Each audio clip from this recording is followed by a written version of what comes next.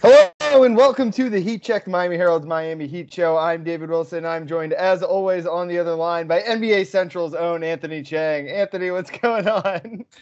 Every time my handle is mentioned in NBA Central tweet, my stomach drops.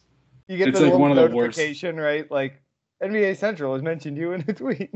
And then all my notifications get flooded because that gets thousands of retweets and thousands of likes. So I mute the conversation actually. Like I literally just Yeah, as no, soon as I see it, I I mute the feel like I've conversation. been tagged in it like once, obviously for nothing important. Like I don't know, I was at a practice and like Jimmy Hassan Butler. Whiteside showed up or something, and um, not even a controversial something, but Yeah. yes, that's a stressful day when you go viral on Twitter for something you didn't even really tweet It's yourself. not it's not even new. I don't think it's anything even news. Like it's just whatever. We can What discuss we it are talking about now. is a report from Keith Pompey, who covers the 76ers for the Philadelphia Inquirer, that the Sixers are prepared to give Jimmy Butler a max extension if he is traded.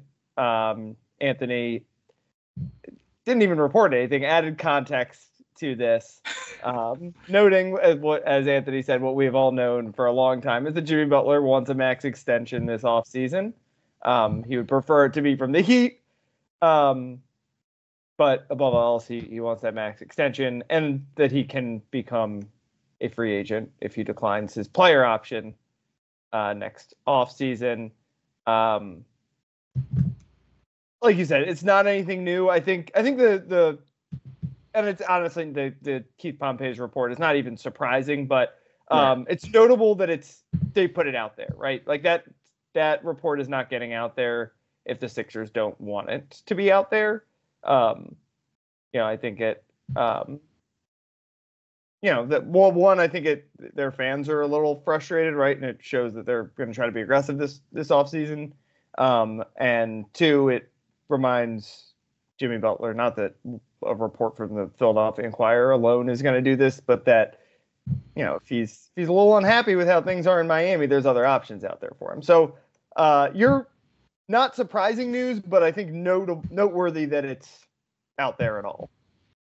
Oh yeah, I mean Philly wants a lot of stuff out there apparently right now with Paul, Yeah, Paul sure, George that's true. stuff and now They've been floating Jimmy. stuff out there forever, but yeah. Yeah, I mean obviously I don't know where it's coming from. I don't know if it's coming from Philly. I don't know if it's coming from somewhere else. So it's hard to say. But yeah, I mean it is. I guess it is notable that again we don't know who the source is or who the sources are, but that it's being leaked that Mm-hmm. Jimmy has other suitors out there. If the Heat don't want to go on max extension, that there are other teams willing to do so, right? So it kind of puts Yeah. pressure on the Heat of like, well, other teams are willing to do it.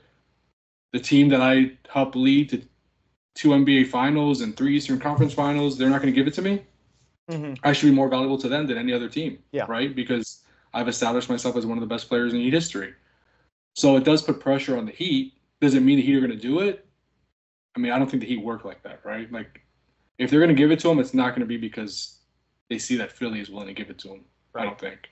So I don't really think it impacts like the way the Heat operates when it comes to this. But it is interesting that now we're seeing at least one team, and there might be other teams out there, right? There's only the only one that's being reported, but that there is at least one team according to this report from Keith Pompey, who is a very credible Yeah. reporter, as most people know. That Philly is willing to give that max extension to Jimmy if he is traded there. Mm-hmm. We haven't talked in a couple of weeks. That obviously continues to be.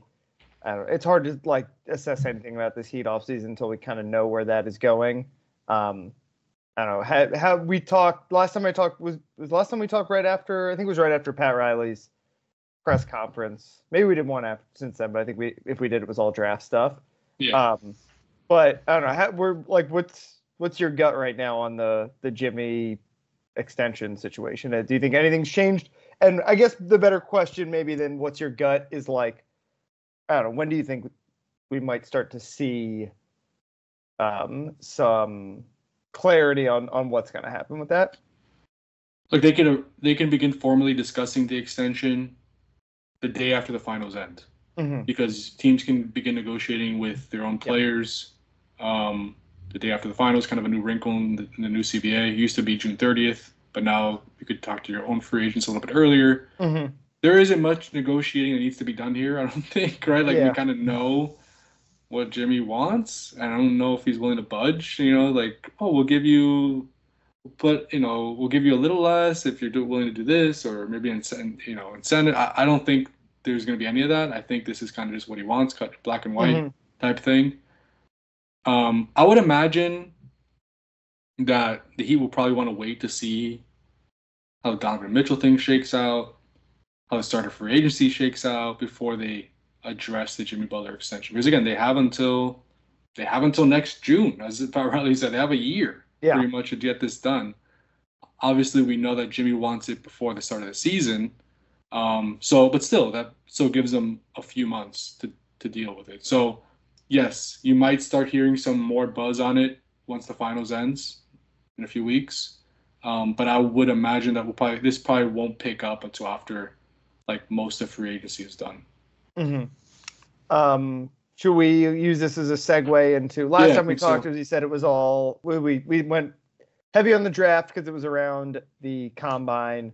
Today, I think we can hit on the other half of the Heat offseason picture, and that is free agency, which, as you said, extensions can't happen until the end of the finals. So we've got is that at least 3 more weeks, basically. I think the soonest is the finals start earlier if I actually meant to look this up. It's June 6th, no matter what. So June 6th, no matter what. Closed it out. We have like a week and a half. A week off. Yeah. Yeah. So it's basically, I think it's like June 14th or June. I'm looking right now. Game 4 is June 14th, so the soonest it could start is June 15th if it's June 15th. A sweep. And then obviously free agency would be a little bit after that, no matter what. 2 weeks later. Yeah. We got some time to really worry about the free agency picture, but it'll start to happen pretty quickly. Where do you want to start on? I think we want to focus mostly on the guys the Heat have potentially coming up this week, and then hopefully in a couple of weeks we'll look at some targets once that starts to clarify a little bit more. As you said, the Donovan Mitchell situation will affect a lot. The Paul George situation will affect a lot. There's a couple others that I'm not thinking of right now, but there's obviously a lot of, Darius Garland is another guy who's all of a sudden kind of being thrown around as a potential star level guy who could move. Brandon Ingram, Kyle Kuzma, a lot of guys, a lot of potential all-stars that could be on the move this offseason. But where do you want to start with the Heat's guys? Yeah, I think we are going to be discussing, like you said, a lot about outside targets and Donovan Mitchell stuff over the next month or so. So I figured this might be a good episode just to discuss the Heat's own free agents, right? Mm-hmm. I know that Heat fans want a lot of changes, but I would imagine some of these guys, at least a couple, will be back. There's only 7 guys from the season-ending roster on guaranteed contracts for next year. Bam, Jimmy, Tyler, Terry, Duncan, Jaime, and Nico. So that leaves 8 players from the 15-man roster. Either going to be free agents or have non-guaranteed contracts or have player options in their deals to become free agents if they choose so. So I think we could let's start with the unrestricted free agents. That are the 3 guys who are gonna hit unrestricted free agency. Yeah. Like there's no kind of question about it. Patty Mills, Delon Wright, and Haywood Highsmith. I think I would imagine all 3 would want to be back, right? And 2 of those guys could be back probably on minimum contracts, Delon Wright and Patty Mills. Yeah. Delon Wright is an interesting one to me because I think he showed some value in the first round. He obviously has the Heat background with his brother playing for the Heat. He's a really good defender, kind of fits in the Heat system and at the top of the zone. Is not a huge guy, but he has a long impressive wingspan, so he can guard up a little bit. And he could hit the 3. Like he's not a high volume 3-point shooter, but he hit the 3, and he can also run an offense, which doesn't commit many turnovers. That's kind of one of his things. He has a really good assist to turnover ratio. He kind of need that too, right? Guys who can initiate and take some of the pressure off of Jimmy and Bam and even Tyler. So I think Delon Wright, if you can get him on a minimum, I don't see why you wouldn't bring him back, right? Like as a depth piece, he'd be valuable to have. So he's one guy that's interesting, and then Haywood Highsmith, obviously we're gonna he's a name that he's going to get some. It's going to really going to depend on what he gets. In a right? lot of ways, offers. he's the most interesting guy to talk about. I think there's some bigger, Caleb Martin on a player option. Kevin Love, is that a player option also? Player options, yeah. But yeah, Haywood Highsmith, it is. He's like, how many times this has happened a lot now with the Heat, right? Whether it was Max Strus and Gabe Vincent last year, Kendrick Nunn a couple of years ago, like the guys who are basically unknowns and suddenly become valuable role players for a playoff team in Miami. It is hard to keep those guys on, and the Heat's strength, obviously, over a lot of this run has been the ability to replace those guys, right? Replace Kendrick Nunn with Gabe Vincent. They struggled, I think, to replace Max Strus a little bit this year, but obviously Duncan Robinson's resurgence helped there. And Haywood Highsmith, like, he fits the mold as like the next one of those guys who, has been playing for peanuts basically in Miami to start his career. He owes the Heat, I think all those guys owe a lot to the Heat's development program, certainly. And in an ideal world, you kind of, I think, basically know those guys would like to stay in Miami, but they kind of have to go chase the bag at the first opportunity they get. And the guys who have gone, it's been mixed results, right? Like Kendrick Nunn and Gabe Vincent, I think, maybe underachieved a little bit when they went to the Lakers, but Max Strus, like, he kind of kept just being Max Strus in Cleveland. Like he took no step back. So, Highsmith, I think a lot of teams are gonna want him. The Heat are gonna want him. I don't think he is quite as accomplished as some of those other guys I just mentioned. Especially Strus, who was, a starter for a team that went to the NBA Finals, and he played a bigger role. Yeah. Yeah, and Kendrick Nunn, who was, Rookie of the Year finalist like that year. Yeah, first team all rookie. Yeah, for sure. Yeah, so it's a little different with Haywood Highsmith, who's been much more of like, I don't know, like realistically, this guy's like a seventh man probably. Right. Yeah. I think, and he's a valuable seventh man for anyone to have. Definitely, I think the conversation entering the offseason has been kind of, it's either going to be Caleb Martin, assuming he's going to opt out of his contract, or Haywood Highsmith, right? Like, obviously, not going to be able to keep both, but there is a chance he might lose both, right? Because if Caleb Martin really gets paid, same thing with Gabe Vincent and Max Strus last year, right? I think we thought, one of the had to bring one of them back, and they lost both.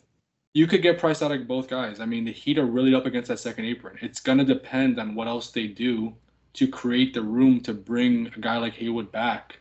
While avoiding that second. I don't think they're going to go above the second apron to keep Haywood Highsmith. I mean, Haywood has developed great. He's a good guy. I think he would love to have him back, but you're not going into the second apron where it's really restrictive to bring Haywood back. It has to be you bring him back on a salary that keeps you under that second apron. So if Bobby Marks told Barry Jackson, Miami Herald, he projects Haywood's annual salary in his next contract to be around $8 to $10 million.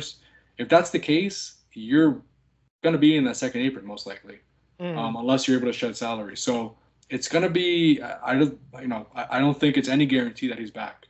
It's going to be basically based on what else the Heat can do to create the room to bring Haywood back. Now, I do think Haywood's probably going to be a little cheaper than Caleb, right? Because Caleb is a more accomplished. I think he's probably going to get closer to, I think Bobby Marks had him like around the full mid-level, which is like $13 million. So that might be tougher to bring Caleb back. But Haywood, it probably more likely, but it's not guaranteed at all. Yeah, and again, the Jimmy Butler thing lingers over all this because you feel much better about going into the second apron if you think you're a title contender with Jimmy Butler, as opposed to a team that, without him, as we said, like the Heat will still be, playoff team or playoff contender, all that kind of stuff, but they would certainly be in a transitional phase at that point. Yeah. With that, should we move on to the playoffs? Yeah, what do you want to move on to next? I mean, Caleb, we kind of discussed, right? Caleb Martin has a $7.1 million player option. Kevin Love, $4 million player option. Josh Richardson, $3.1 million player option. Thomas Bryant, $2.8 million player option. So all four of those guys will have a decision to make by the end of June on whether they want to become free agents or kind of opt into those salaries. I think it's safe to assume Caleb's going to opt out. I mean, not opt out, but just not exercise that player option because why would he, right? I mean, he can get more money, more years, more guaranteed years in free agency. Kevin Love, Josh Richardson, Thomas Bryant, it's more kind of up in the air. You would assume, right, Josh Richardson, Thomas Bryant might exercise their option because Thomas Bryant barely played this year and Jay Rich got hurt. But they're on minimum contracts, so they could technically opt out and get a minimum contract somewhere else, right? It's not like they're going to get much less money if they sign somewhere else. So they could opt out if Thomas Bryant wants a better chance at playing time. Maybe he opts out and signs somewhere else. Jay Rich, I think Jay Rich likes Miami. He likes being in Miami. He lives here. He came back here. Yeah, he's probably more likely to exercise the option and just come back on that salary. Kevin Love, I would imagine, is going to be back, right? He said he wants to continue his NBA He can career. basically He likes it here. at this point, yeah, right? he has a role here.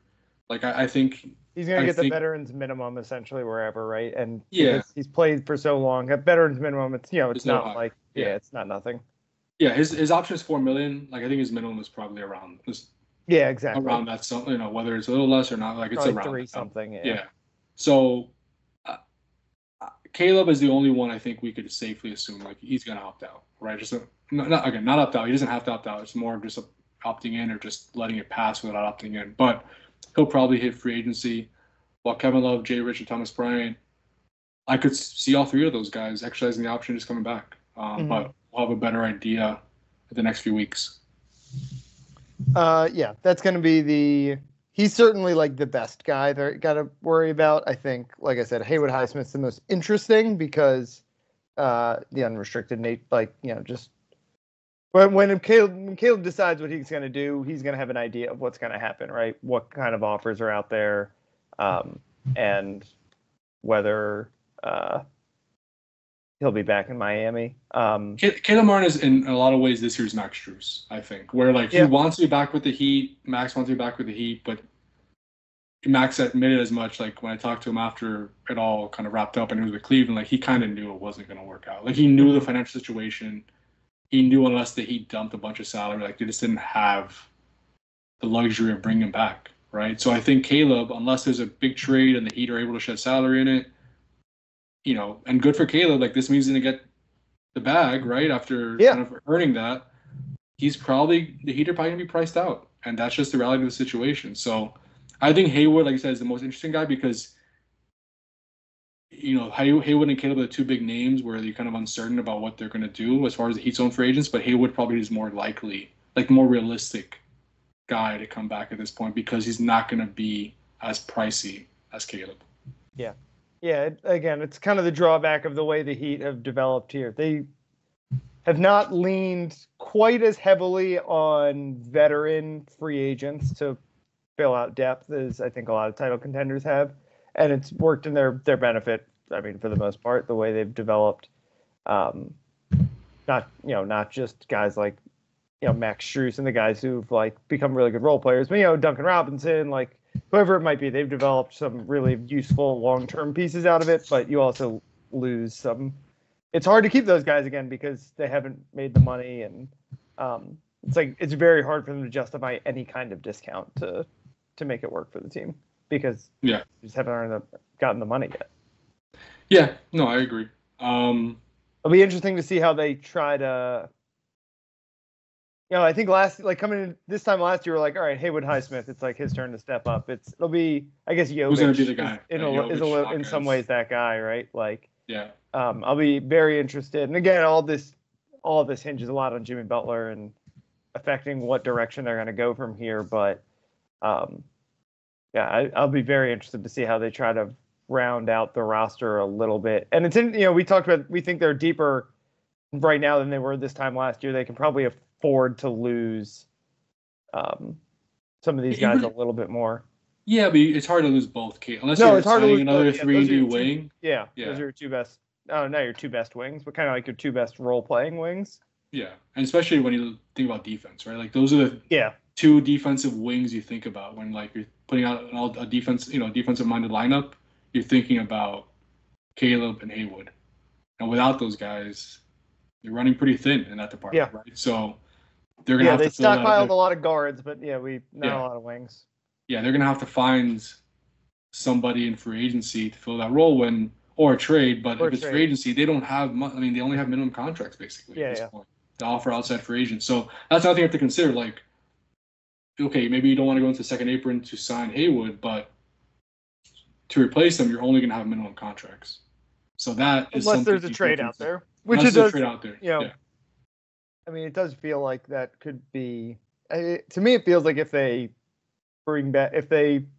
commit to Jimmy, like on whatever contract they figure out to like basically say, all right, we got 2 more years to try to win with this window. Like, as we said a couple of weeks ago, like it's your time to go all in just because you're kind of out of time. And maybe maybe you're not going all in for even Donovan Mitchell, but you're trading for a good role play, like with Dallas, like you look at what a lot of these title contenders did was not add, the Celtics obviously added Drew Holiday, but they also added Kristaps Porzingis, right? And Dallas added Gafford and PJ Washington, and the Knicks added OG and the Knicks got everyone. Everybody, And maybe that's how you replace some of this wing depth that you lose is you make your trade not for a third superstar, but for a fourth best player who is the fourth best player the Heat have had during this run. Yeah, so we talked about, I think last time we recorded 2 weeks ago, was like probably the most realistic scenario this offseason is they make like the Jay Crowder trade, right? Where they get like a couple role players that just really round out the roster. Yeah. Kyle Kuzma. I mean, he like a guy like that, like a guy who can be a fourth starter, basically. There will be score guys 20, like 25 on any given night. Yeah. I think that's the most realistic path, honestly. Donovan Mitchell's, I guess, we'll see, probably option one at this point. Like, and in some ways, I feel like it would be the better move. In some ways, I feel like it would be the smarter play. Like, I mean, Donovan Mitchell is obviously great for a lot of that second round. A lot of those first 2 rounds of the playoffs, but he also is a small guard, and like got hurt at the end of that series, right? Like it's not like there's just frankly not a lot of home run. Obviously the counter argument here is that the Mavericks are about to make the finals because they went for Kyrie Irving when his value is like a little low, like was at its lowest point, and Donovan Mitchell's value. I mean, right now he's kind of more valuable than Kyrie was probably at that point. It's a lot of these teams have, again, like the Mavericks. Yes, they got Kyrie, but they didn't make the playoffs last year with Kyrie. They then made the playoffs when they went and rounded out their roster a little bit and nailed the Derek Lively pick. So like the Mavs are an interesting like a counterpoint to what we talked about a few weeks ago, but also like an interesting model of building. And I don't want to give them that much credit because I hated that they like tanked out of the playoffs a couple of years ago to get Derek Lively, but like, they kind of did it like that's sort of the prototypical way. Like you draft a superstar, trade for another star, make good draft picks, and then trade for role players. Trade for the role players to round it out. And like the Heat are not that, like they're kind of, if you count Jimmy and Bam as their version of Luka and Kyrie, and obviously they're not as good as those two guys, but they're like kind of all the way there. Otherwise. Yeah, I think we've seen it all playoffs. Like teams that have good role guys, like it makes a huge difference, right? And then the Heat need to probably make a move to reshuffle the deck around Bam and Jimmy, right? If they're going to go all into that duo again next year, I think you got to find a change or freshen up the supporting cast around them to complement them. I guess the only remaining guy is Orlando Robinson, right? Who's the only one with a non-guaranteed contract. Non-guaranteed contract of $2.1 million for next season, which is essentially his minimum. It becomes guaranteed because it's still on the roster on July 15. So I think some of this depends probably what happens with Thomas Bryant, right? Because you might not guarantee that. If you have Kevin Love back and Thomas Bryant, you might need to use this roster spot to fill other needs, like having a 3-and-D wing, right? Like we just talked about. Could also be used in a trade to make the math work in a trade. Like they have until July 15th. That gives the Heat some time to figure out, like, do we need this $2.1 million salary to make the math work in a deal? Like the Heat have done it before, where like they do that on purpose. They have these non-guaranteed salaries where they could just guarantee them if they need the number on the books to make a trade work out. So that's another possibility with Leonard Robinson. But I think his future with Heat probably depends on what else happens to the roster, the decisions of Kevin Love and Thomas Bryant, and again, if the Heat need a salary for a deal.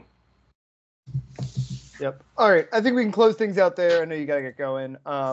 You can follow Anthony on Twitter at Anthony_Chang or at NBA Central.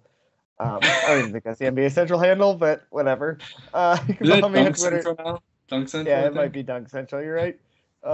You can follow me on Twitter at DBWilson2. We'll be back, I don't know, either next week or the week after, and we get closer to free agency. News will happen. Finals will be set. There'll be a lot to talk about. So thanks as always for listening, and we will talk to you guys later.